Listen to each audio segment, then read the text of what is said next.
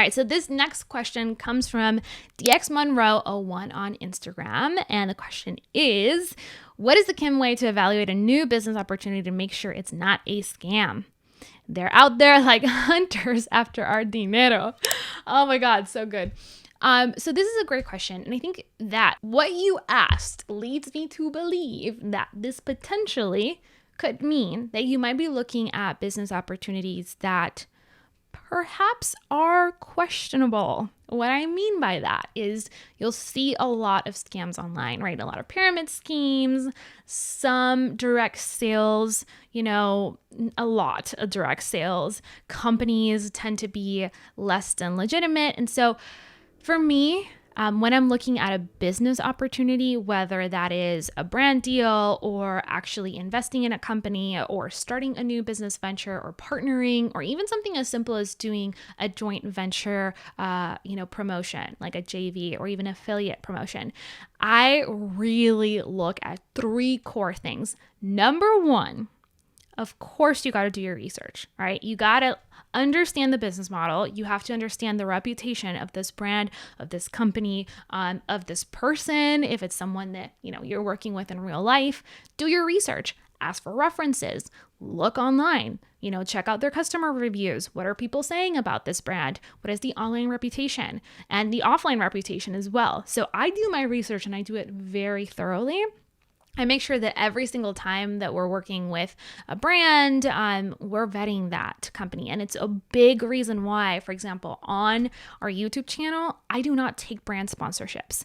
It is something we have historically overlooked, even though we get pitches for them every single day from dozens of brands non-stop. It's what happens when you have a YouTube channel at some point. And so for us, we decided that we were not going to do brand sponsorships, and we still don't do brand sponsorships. Do I think you shouldn't ever do that? Absolutely not. I think brand sponsorships are amazing and make a lot of sense for a lot of business models. But for ours specifically, it just hasn't made enough sense yet. And we prefer to sponsor our own episodes, right? This is a Business Lounge podcast. And as I'm sure you know, this episode is sponsored by the Business Lounge. Go look it up. But it's much easier for me to actually put my stamp of approval on my own products. And when we do work with affiliate companies, when we do work with other brands, when we do JV affiliate ventures, I thoroughly vet that product for years. Many times, most of the times, we're vetting these products for years before we ever actually publicly promote them and put our stamp of approval and kind of, vouch for that brand, that person, that company. And I do the exact same thing when I'm looking at potentially investing in a company or doing a brand deal, a business deal, anything like that. So I really want you to do your research, thoroughly vet whatever business opportunity you're actually looking at. And then the second part is even more important. And many times, maybe not more important, but it's up there. It's super important. And this is where I see a lot of people make a mistake. I tend to look at opportunities from 2 lenses. One is the profit side and the other one is the heart side. So does the business model make sense profitability wise, right? Does it actually lead to an alignment in what I'm actually already doing with my company? That's if you have an established company, right? Does this new deal, does this new opportunity, does this new, venture align with my brand's main goal, or is it going to be a distraction? The main thing to look at here is it going to make us money, right? And does it align with what we're doing right now? Does it already help us to get where we want to go? That's if you already have, again, an existing business. So many times we get distracted with great opportunities where the default answer to opportunities should be no in the majority of times.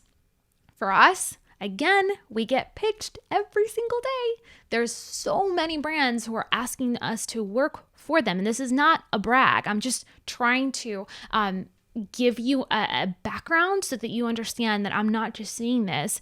I'm actually living what I preach.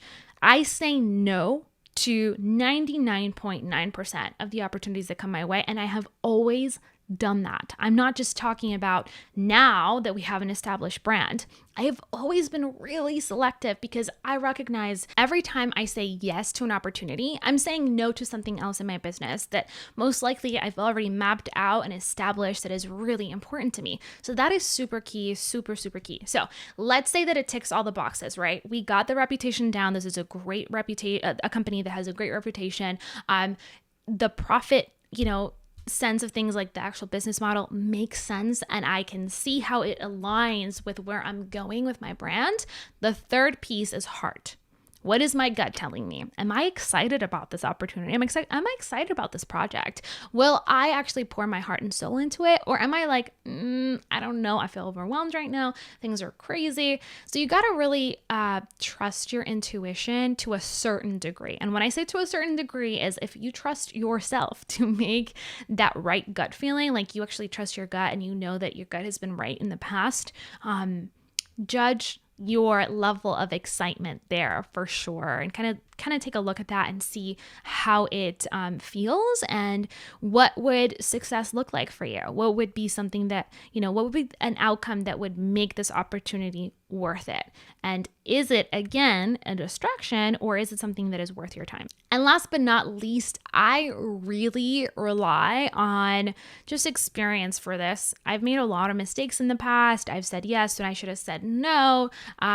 We've had partners that have just been a complete nightmare, and we've hired family and friends and worked in joint, kind of ventures. And it's some of them have worked out beautifully. Some of them have not. And so after you experience a couple of those not so great decisions, you start learning how to kind of spot what's legit versus what is not. I'm not saying it 100% of the time will be accurate, but you kind of have an instinct. You kind of develop a sixth sense for business and for what's actually going to make sense. And you can tell whether the vision is there or whether it's just, a trend and something that's just fleeting. So that would be my advice. I hope it is helpful.